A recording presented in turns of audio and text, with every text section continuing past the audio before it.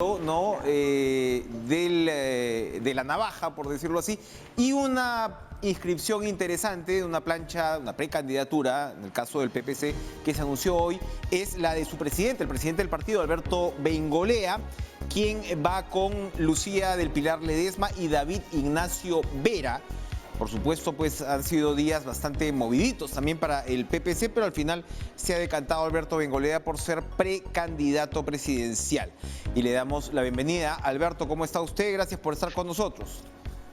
Enrique, ¿qué tal? ¿Cómo estás? Un gusto saludarte. Un gusto saludar a todos también. Buenas noches. ¿Cómo se decidió al final? Bueno, como decía, pues han tenido una semana movida, no hubo esta alianza que no cuajó con el partido de César Acuña, con APP, y ahora el PPC va por su cuenta y usted decide ser precandidato presidencial. ¿Cómo así tomó esta decisión?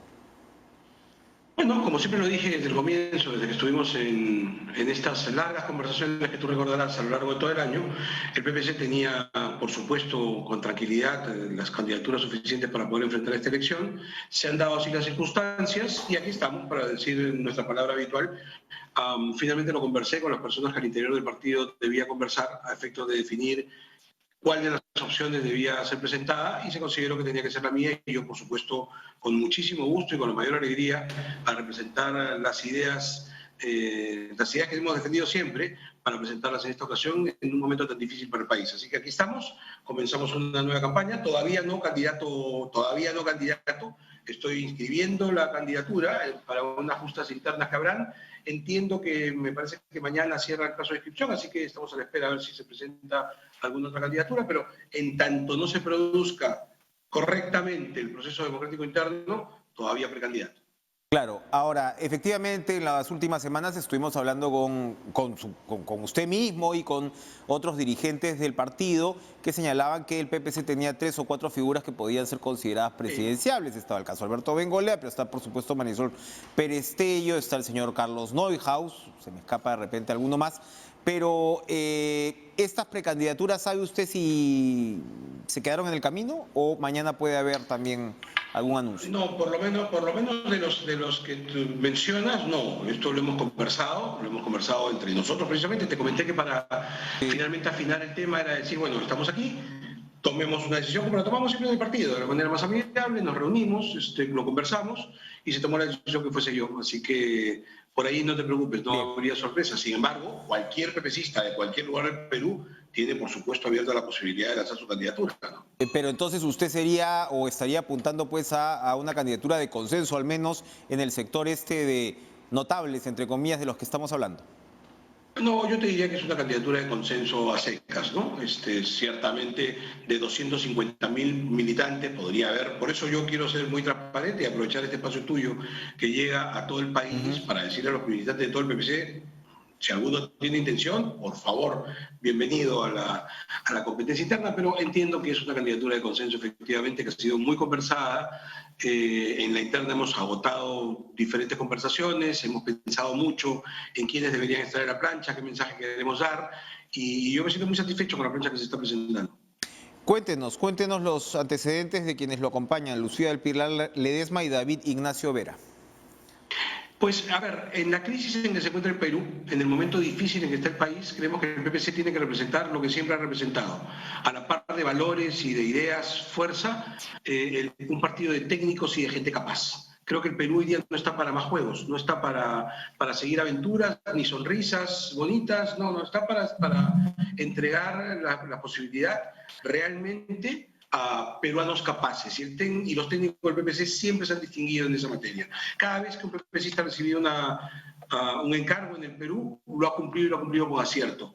El último, a todas luces, el encargo que recibió Carlos Neuhaus para sacar los panamericanos y que nos entregó los mejores panamericanos de la historia en el mundo. Así que ese es el perfil del PPC. Y creo que Lucía y David lo representan perfectamente.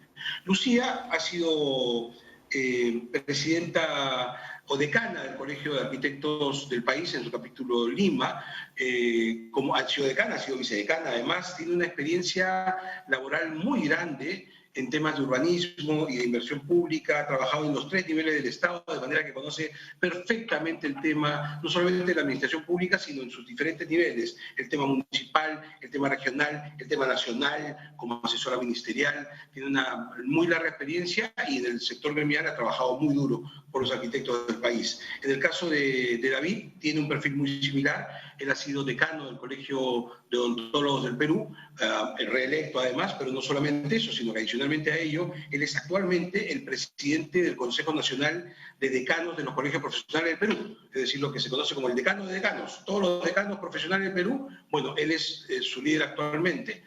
Lo que habla bastante bien, no solamente de su capacidad profesional, sino además de su capacidad de convocatoria a nivel de los gremios profesionales que tienen que ser convocados para la reconstrucción del país. Esto es fundamental. Nosotros creemos en la capacidad del profesional peruano y que tenemos que darle la responsabilidad y el lugar que merece y que de repente ha quedado un poco de lado. Entonces, David representa esto, es miembro del Acuerdo Nacional, ¿no es cierto? Y ambos, tanto Lucía como David, representan esa imagen de siempre del PPC, de personas que por un lado tienen una alta capacidad técnica demostrada y por otro lado tienen también capacidad política, porque el gobierno no puede estar solamente en manos de técnicos, sino de gente que tenga capacidad para ver la problemática, entenderla y aplicar correctamente las capacidades técnicas. Ahora, creo que sí, tanto Lucía como David reúnen esas dos condiciones. no fue ningún secreto que desde el PPC, al menos desde su caso y desde otras personas como Marisol Pérez Tello, se apostaba por el tema de las alianzas. No salió esta alianza con APP, ¿no? Se habló que hubo pues mucho debate dentro del partido y se dijo incluso que el factor Neuhaus había pesado. ¿Se han cerrado esas heridas? Sí, yo creo que heridas no hay. Ha habido diferencias, como siempre las hay en un partido democrático. Creo que es evidente que en el PPC se debate y se debate como corresponde, con intensidad y con pasión. Eso es lo que corresponde a un partido político maduro. Se tomaron unas decisiones, se siguió esas decisiones. Se tomaron acuerdos, se siguió esos acuerdos. A la calle salió, yo diría, una versión deformada de los hechos, a partir de que hubo alguna gente que tuvo la mala idea de tratar de hacer un escandalete donde no lo había. Pero eso yo creo que es historia del pasado. Ya eso es pasado, ya ocurrió. Nos vamos con la tranquilidad de haber intentado lo que dijimos, con la mayor humildad de haber convocado a todas las fuerzas del país. Hablamos con todos.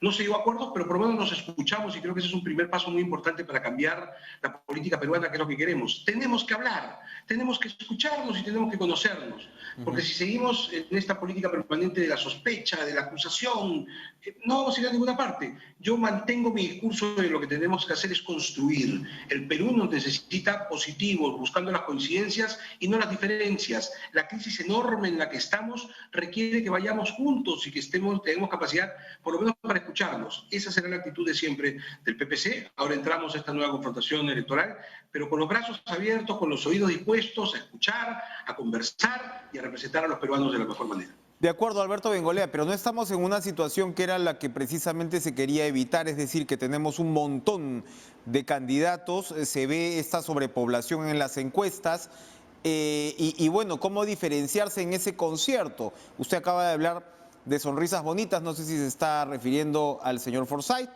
que hasta ahora pues parece ser el puntero, y de ahí hay una sucesión de candidaturas. Evidentemente estamos todavía en un espacio inicial de la campaña, pero ¿cómo diferenciarse en esta cancha sobrepoblada? Así como estamos esperando a la Padula, lo que sobran son candidatos.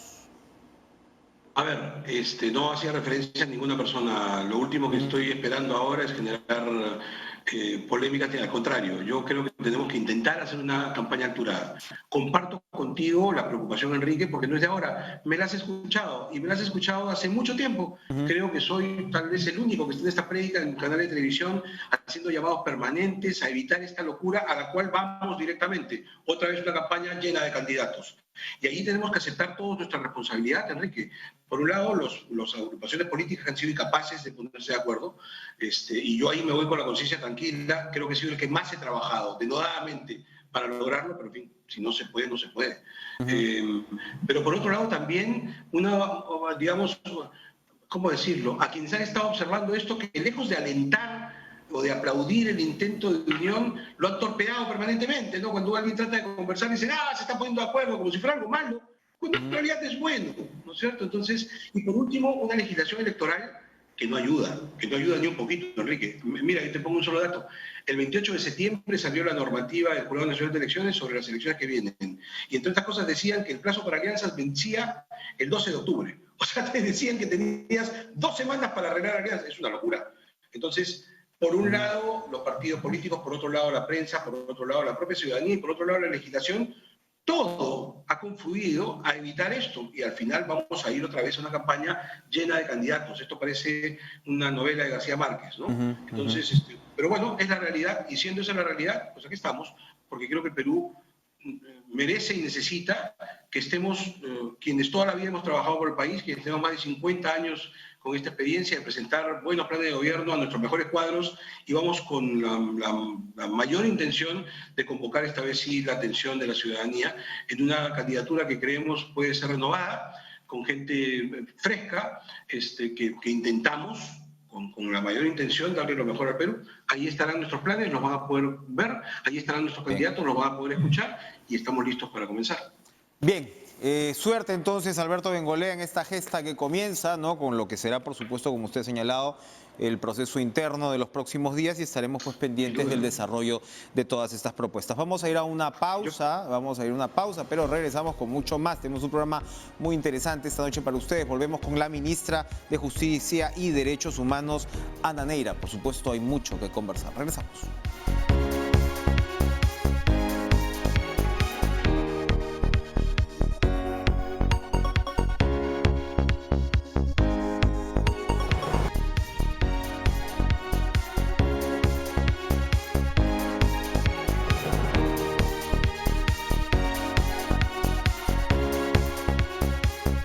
Bueno, hoy se anunció que se ha dispuesto el traslado de Antauro Humala al penal Ancón 1, ¿no? Debido pues a la difusión, o mejor dicho, a lo que serían pues negociaciones impropias en su condición, ¿no? Con parlamentarios, ¿no? De UPP, se supone pues impulsando, alentando este proceso de vacancia presidencial que se estará definiendo este fin de semana. Vamos a conversar con la ministra de Justicia y Derechos Humanos, Ana Neira, primero para que, por favor, ministra, ¿cómo está usted? Gracias por estar con nosotros. Nos explique, buenas noches, la naturaleza de esta disposición del INPE. Sí, mira, se han tomado en realidad 4 medidas. La primera ha sido, ante los audios que se han difundido, lo primero ha sido disponer el inicio de un procedimiento disciplinario. ¿Qué va a hacer este procedimiento disciplinario? Va a determinar exactamente qué es lo que se ha producido y en función de eso las medidas que correspondan. Pero además de eso, como aparentemente cuando se inició el procedimiento el sábado había habido otra conducta en la misma línea, lo que se señaló, lo que se ha dispuesto es el traslado del interno a otro penal, al penal del costado, con 1, y adicionalmente a eso su aislamiento por 7 días y también se ha relevado a todo el personal del INPE que estaba involucrado en su seguridad. Aquí quiero dejar claro lo siguiente, el tema del traslado, el tema del aislamiento no son sanciones todavía, son medidas de seguridad, porque lo que se busca de manera clara es poder tener la posibilidad de establecer las medidas en el marco del procedimiento y poder además garantizar justamente la seguridad que aparentemente no se habría estado dando en Ancón 2 por lo que ya hemos estado viendo, ¿no? ¿Cuáles son los límites legales puntuales en términos de derechos políticos para un preso como Humala? Mira, él tiene en principio un régimen que le permite tener derecho a llamadas, por ejemplo, tener derecho de defensa, pero esas llamadas tienen que ser utilizadas para fines de resocialización, de reintegración a la sociedad, es decir, para temas familiares, para temas de trabajo, para temas de ese tipo. No pueden ser utilizados con otros fines, que es un poco lo que se está investigando en este caso, si se habría producido este uso con fines políticos, ¿no? Y adicionalmente a esto, su régimen en este momento le permite ese tipo de prerrogativas. Esto también es una cuestión que ha determinado, valga decirlo, no el Ministerio de Justicia, no el Consejo Penitenciario Central del INPE, sino que en cada penal hay un consejo técnico penitenciario que toma una decisión respecto a los internos y a sus eventuales medidas o traslados, como ha pasado en este caso. Bueno, no es la primera vez, de hecho, que Antauro Humala es trasladado, ¿no? De un penal a otro. Es evidente que él tiene estas pretensiones, no solamente incluso de forzar una suerte de perdón, ¿no? Porque entiendo que su caso, ya ratificado en todas las instancias, cumple una sentencia, me parece, recién el año 2024. Pero el hecho es que, claro, la bancada que lo representa a él o como fuera, la de UPP, impulsó esta moción de vacancia presidencial, que lo que se ha anunciado es que se va a ver si se va a evaluar en el Pleno si se admite, ¿no?, a trámite este sábado. Nosotros hemos conversado antes, ministra, con ocasión de la primera moción de vacancia, y claro, lo que me queda en el ambiente, porque prácticamente el presidente Vizcarra ha sido muy claro con respecto a lo que para él serían intereses políticos que estarían detrás de esta situación. Pero ¿qué pasa con lo que estaba pendiente con el Tribunal Constitucional? Porque nos hemos quedado en realidad al final sin delimitar cuáles son los límites de la famosa incapacidad moral permanente. Sí, mira, yo quiero volver un poquito a lo que decías al inicio, ¿no? Esto tiene antecedentes efectivamente, incluso hubo un traslado del interno a otro penal de mayor seguridad y por un habeas corpus regresó al penal en el que ahora se encuentra. Nosotros lo que estamos procurando desde el INPE, y por supuesto le damos todo el respaldo a la presidenta del INPE, es tomar las medidas concretas para no perder el principio de autoridad. Eso en relación con él, y también aquí aprovechar para invocar al Congreso a que se haga pues siempre un uso responsable, razonable de sus competencias de fiscalización. Ya también lo ha señalado la presidenta del INPE, que trataremos de ver cómo se delimita esto para que la fiscalización sea realmente tal, ¿no?, y no se utilice con otros fines. En relación con la vacancia y lo que tú comentabas, lo que sucede es que eso tiene etapas, ¿no? Nosotros presentamos una demanda competencial, como tú recordarás, presentamos una medida cautelar. Y luego de esto, el Congreso tiene que contestar esta demanda, ¿no? Y para esa contestación tienen plazo hasta el 11 de noviembre. Entonces, lo que hubiera sido ideal es que tuviéramos una decisión del Tribunal Constitucional antes de impulsar cualquier nuevo pedido de vacancia, porque el tema, la preocupación que teníamos antes subsiste. Lo que está pasando en este momento es que tenemos la aplicación aparente de en realidad la aplicación para nosotros extensiva de la vacancia por incapacidad moral permanente, sin que tengamos una decisión del Supremo Intérprete de la Constitución que diga así debe interpretarse en estos términos, en el marco del régimen de gobierno que nos encontramos, en el cual es un régimen presidencial, en el que tenemos un presidente que se queda, en principio, salvo excepciones, 5 años, y un Congreso que, salvo excepciones, también se queda 5 años, ¿no? Esa es la delimitación que esperábamos del tribunal, pero claro, entendemos que en este momento se está a la espera de la contestación de demanda de parte del Congreso. Y bueno, y el Congreso paralelamente ha decidido presentar esta moción de vacancia, que entiendo su admisión se debate el día sábado, ¿no? Conversaba con el constitucionalista Omar Cairo y él era de la opinión que de todas maneras el Ejecutivo ya debería estar preparando un nuevo recurso ante el Tribunal Constitucional. ¿Esto sería posible en medio de la situación que usted está describiendo, cuando el Congreso ni siquiera ha respondido a esto primero que le tocaba para resolver este recurso anterior? Mira, muchos están señalando, en realidad no pueden presentar una nueva demanda, porque la demanda está en trámite. Lo que eventualmente podríamos hacer, y algunos están sugiriéndole presentar una medida cautelar. Nosotros, por supuesto, no descartamos ninguna acción legal, pero las tenemos que ir evaluando según cómo van avanzando las etapas, ¿no? Recordarás tú, por ejemplo, que la vez pasada la presentación de la medida cautelar la hicimos una vez que se admitió el pedido de vacancia. Nosotros, evidentemente, siempre estamos atentos al trámite de la vacancia y evaluaremos en cada momento qué acciones legales tomamos, ¿no? Y en este momento, en realidad, lo que estamos esperando es que el Congreso, las fuerzas democráticas del Congreso, que felizmente hay muchos congresistas en esa línea, algunos ya lo han expresado públicamente, se den cuenta que ese no es un momento para vacancias, es un momento en realidad para enfrentar pandemias, para enfrentar reactivación económica, y que las investigaciones tienen que continuar, por supuesto, pero que no debemos optar por una vacancia que pueda afectar la nacionalidad del país y, por supuesto, la estabilidad en la que tratamos de estar.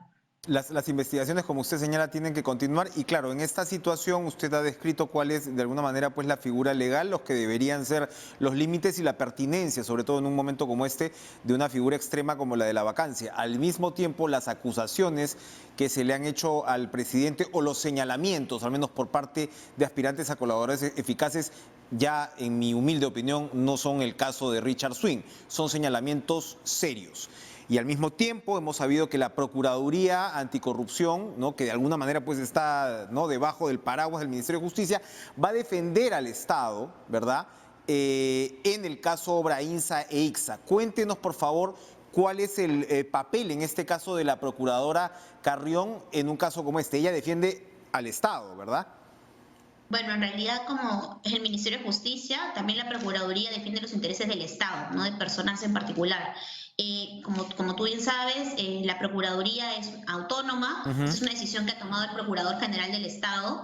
La Procuradora, según la información que yo he visto en los medios de comunicación, le preguntó, digamos, al Procurador General del Estado cuál era el ámbito de su competencia, quién era el competente, y él le contestó que es ella específicamente porque está vinculada a su competencia a los casos de Odebrecht y casos conexos, y él ha entendido que ahí está incorporado este caso, ¿no? Entonces, eso va a continuar, la Procuradora asumirá, por supuesto, la defensa del Estado como hacen los procuradores, y las investigaciones por el otro lado también continuarán como corresponde, ¿no? La Procuraduría en este caso sobre todo ve las eventualidades de reparación civil.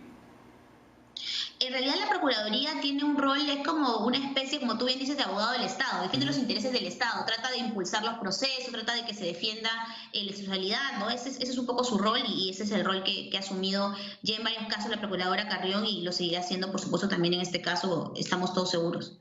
Cuéntenos, por favor, ministra, para terminar, en el caso del presidente, ¿cómo es la figura de la inmunidad, el antejuicio? ¿Cómo él de alguna manera está protegido por un caso que se desarrolle en el contexto de la presidencia? Porque estos señalamientos vienen incluso pues de antes, ¿no?, de la gobernación regional. Sí, mira, ahí hay varias interpretaciones. Como tú recordarás, nosotros como Ministerio de Justicia emitimos un informe en el cual considerábamos que el presidente no podía ser investigado ni acusado durante su mandato por ningún hecho delictivo. Creíamos que esto evidentemente no es que hacía que no pueda ser investigado, sino que tuviera que ser investigado después de todo el periodo presidencial, ¿no? Sin perjuicio de eso, sí sabemos que hay interpretaciones distintas. ¿Por qué? Porque el presidente, mientras es presidente, está además protegido por esta prerrogativa que muchos conocen como el antejuicio, ¿no?, que es esta idea de que no puede ser juzgado si antes el Congreso no autoriza que se le juzgue. Pero ojo, nuevamente, eso tiene que compatibilizarse con el artículo 117 de la Constitución, que dice que no puede ser investigado, que no puede ser acusado mientras se encuentra en su mandato. Sin perjuicio de eso, el presidente ha señalado que él se somete a todas las investigaciones. Es un poco complicado de explicar porque estamos hablando de hechos de diferentes momentos, ¿no? Es el caso Cisneros, que se produce durante la presidencia, según les imputa, y los otros son los casos que se producen cuando él era presidente regional en ese momento en Moquegua, y que también tienen que ser investigados. Y por eso, por toda esta complejidad, es que un poco también viene la duda respecto a cuál es el fiscal competente, si es uno o el otro, ¿no? Y esto es algo que tiene que dilucidar, por supuesto, el Ministerio Público para que continúen las investigaciones como corresponden. Bien, ministra de Justicia y Derechos Humanos, Ana Neira, muchas gracias por estar con nosotros esta noche. Gracias, Enrique, que tengas buenas noches. Igualmente, vamos a ir a una pausa, pero regresamos a la cancha de las precandidaturas presidenciales. Vamos a conversar con Daniel Salaverry, actual ya oficial precandidato presidencial de Somos Perú. Regresamos.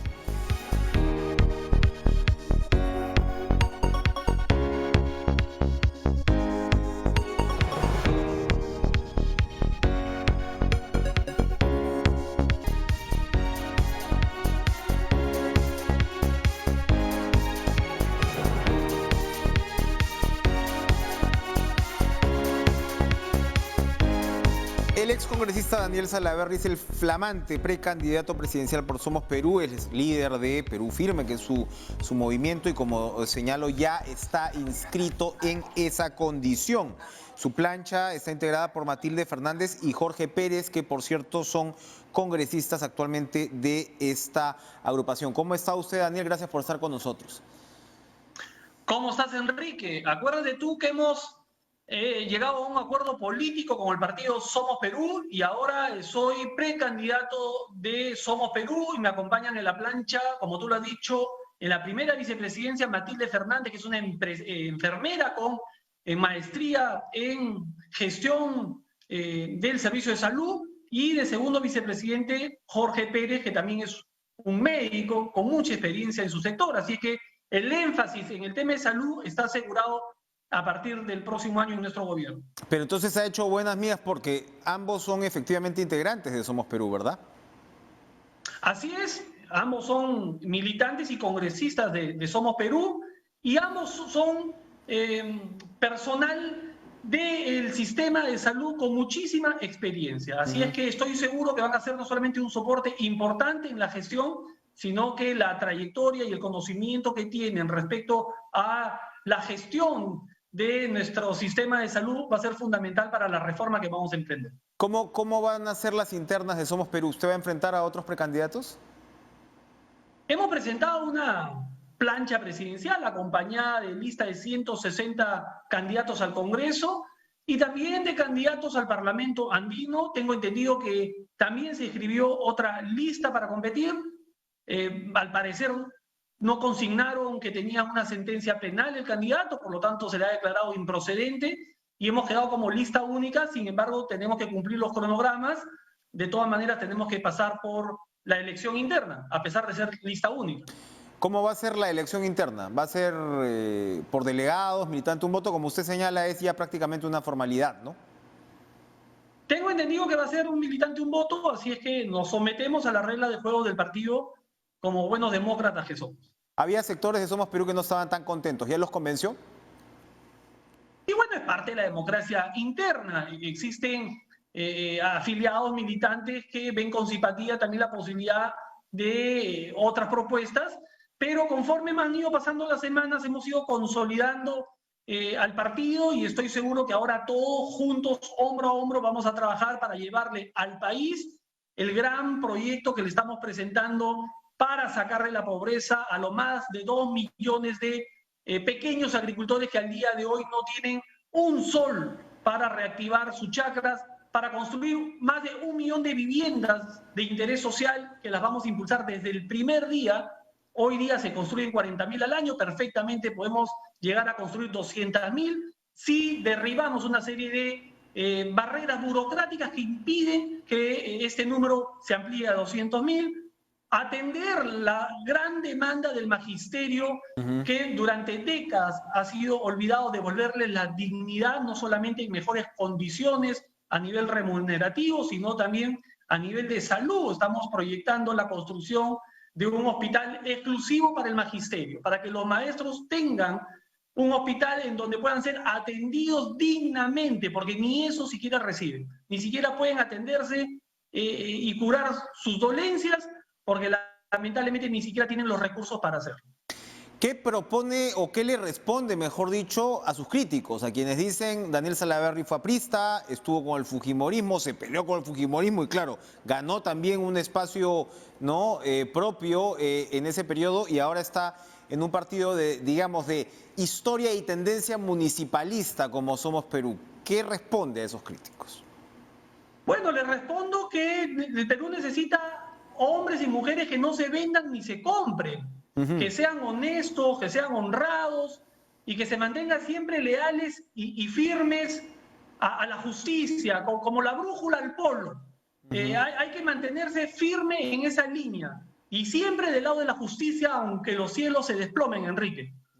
Ahora, cuénteme, el nombre de su agrupación, ¿no?, es Perú Firme. Ahora está, como usted señala, pues es candidato de Somos Perú, pero es Perú Firme quien ha tenido pues un acuerdo político con Somos Perú. ¿Qué representa Perú Firme? ¿Está usted firme? Suena a una idea pues de orden muy fuerte. Yo le pregunto, dentro de este partidor electoral amplio que tenemos ahora, ¿dónde se ubica? ¿Más a la derecha? Más a la izquierda, me va a decir de centro seguramente, pero a ver, aterricemos un poco. ¿Dónde está Daniel Salaverry en el espectro político? Mira, te lo dije en alguna entrevista, yo soy un tipo bastante pragmático y yo estoy ubicado en el lado de las soluciones. Aquellas propuestas que solucionen un problema van a ser no solamente recogidas, sino ejecutadas y plasmadas. Estoy del lado de nuestros maestros, estoy del lado de nuestros agricultores. Hoy día existe un fondo, el FAEAGRO, que cuenta con 2.000 millones de soles para reactivar esa pequeña agricultura. Más de 2 millones de peruanos que cosechan y siembran para autoconsumo.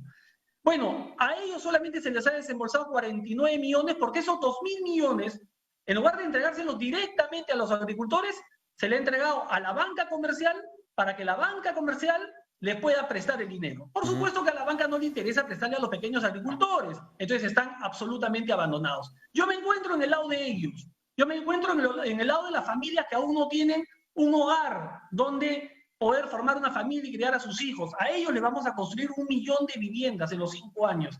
Sabemos cómo hacerlo, me he dedicado toda la vida a construir hogares por todo el Perú, así es que sé perfectamente lo que hay que hacer, qué barreras hay que derribar y cómo recuperar los 3 millones de empleos que hemos perdido en esta pandemia. No lo vamos a recuperar con enfrentamientos entre los poderes del Estado, no lo vamos a recuperar con generar clima de inestabilidad o de desgobierno. Todo lo contrario, lo vamos a recuperar cuando bajemos la intensidad, cuando pongamos paños fríos, cuando atraigamos inversiones y cuando éstas generen empleo y generen recursos para los bolsillos de los peruanos. En esa tarea estamos abocados y enfocados, Enrique. La lucha anticorrupción, ¿qué papel juega? Porque en realidad, pues nuestro eje en los últimos años estaba muy centrado en la lucha anticorrupción. Ahora mismo el propio presidente de la República le toca pues enfrentar unos señalamientos también y bueno, ya sabemos cuál ha sido la historia reciente de los últimos años. Parece un nudo gordiano que es muy difícil de desatar. ¿Qué propone usted al respecto?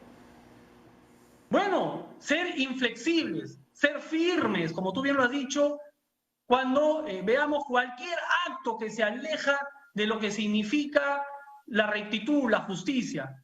A mí no me va a temblar la mano para sancionar a algún funcionario si es que está metido en temas de corrupción. No me ha temblado la mano para enfrentar a una bancada muy poderosa cuando querían manejar el Congreso como su chacra. Menos me temblará la mano si soy presidente de la República. Tiene que haber un punto de quiebre, un antes y un después en el 2021. Tenemos que hacer un cambio radical. Y cuando me refiero a radical, no estoy hablando pues de esas posiciones extremistas que quieren traerse todo abajo. No, estoy hablando de entrar con una nueva mentalidad, de rodearse de gente igual de honesta, igual de decente, pero igual de trabajadora. Los peruanos somos chamba. Enrique, somos chamba, queremos simplemente que se generen las oportunidades para con nuestra chamba, con nuestro trabajo, poder salir adelante. Hay que generar las condiciones. Eso es lo que tiene que hacer el gobierno tiene que generar las condiciones para que nuestros emprendedores vean atractivo la formalización, para que nuestros agricultores tengan donde colocar, tengan recursos para invertir en sus tierras, pero también donde colocar sus productos, para que nuestros empresarios puedan construir sin que les estén pidiendo el 5%, el 10% de coima. Eso se tiene que acabar. Y eso empieza desde la cabeza. Si la cabeza permite actos de corrupción, bueno, esto viene en cascada. Si la cabeza a la primera corta la cabeza de cualquier ministro, cualquier funcionario metido en estos temas, vas a ver tú que todo se alinea. Pero ya compraremos pues una guillotina, ¿no? Porque digamos, todos los presidentes anteriores pues ya han pasado por ahí, ¿no?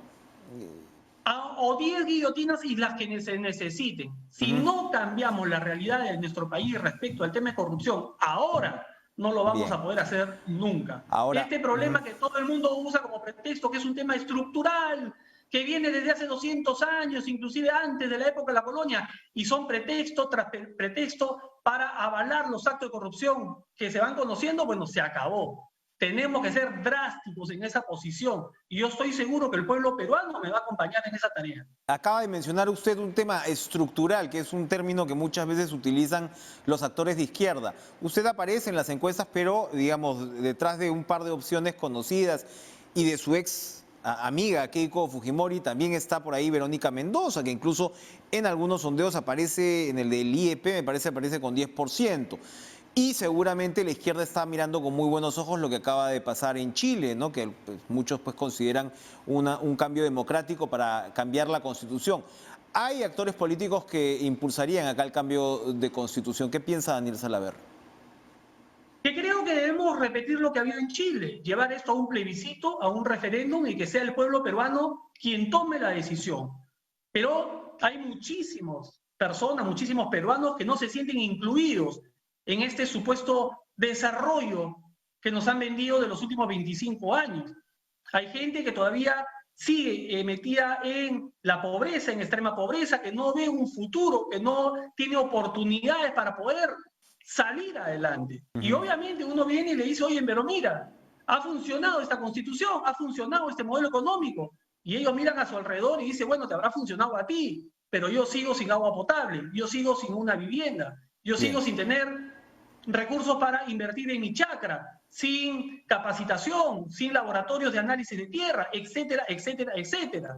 Mis hijos siguen teniendo que subir a la punta del cerro para agarrar un poco de señal para escuchar clases, porque no tengo cómo poder llevar adelante el tema de la educación virtual. Bueno, a esas personas que son muchísimas en el Perú, ¿qué les dices? Bueno, vayamos a plebiscito, vayamos a referéndum y que el pueblo hable. Interesante. Y si el pueblo respalda esta constitución, seguiremos con esta constitución. Y si no, tendremos que hacer cambios, pues, Enrique.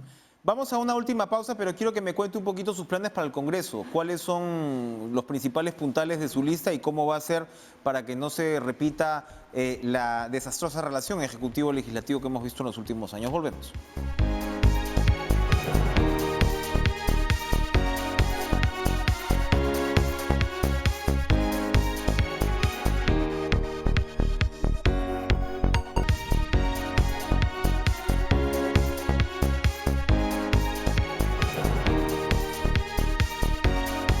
Minutos finales con Daniel Salaverry, precandidato presidencial de Somos Perú. Un televidente agudo me pregunta qué pasó con las denuncias que tenía su constructora sobre delitos ambientales en La Libertad, porque acaba de hablar usted que usted sabe construir, entonces hay un televidente que retruca esto. ¿Qué pasó con ello al fin?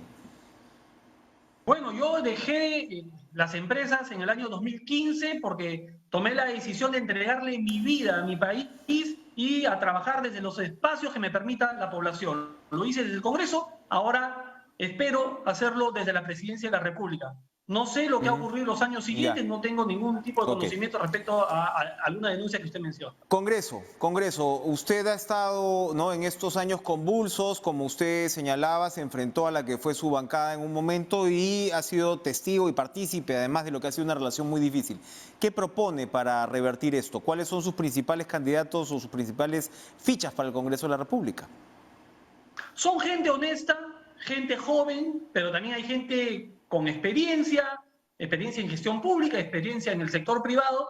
No voy a mencionar nombres porque tendría que mencionarte a los 160, si no algunos se me resienten, pero puedes estar seguro, Enrique, que son personas que van a aportar muchísimo desde el Congreso porque le tienen un enorme amor a nuestro país, como le tenemos todos los que estamos participando pero el Congreso el Congreso sigue cambiando y sigue chocando con el Ejecutivo y es probable que la sobrepoblación de candidatos nos dé de todas maneras un Ejecutivo que no tenga una mayoría en el Congreso.